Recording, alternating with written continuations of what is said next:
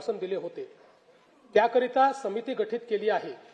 राज्यातील 30 सप्टेंबर 2025 रोजी पीक कर्ज थकीत असणाऱ्या पात्र शेतकऱ्यांना 2 लाख रुपयापर्यंत कर्जमाफी देणारी पुण्यश्लोक अहिल्यादेवी होळकर शेतकरी कर्जमाफी योजना मी आज जाहीर करीत आहे.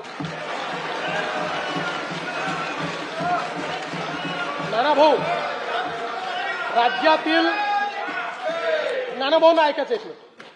राज्यातील 30 सप्टेंबर 2025 रोजी पीक कर्ज थकीत असणाऱ्या पात्र शेतकऱ्यांना 2 लाख रुपयापर्यंत कर्जमाफी देणारी पुण्यश्लोक अहिल्यादेवी होळकर शेतकरी कर्जमाफी योजना मी आज जाहीर करत आहे. जे शेतकरी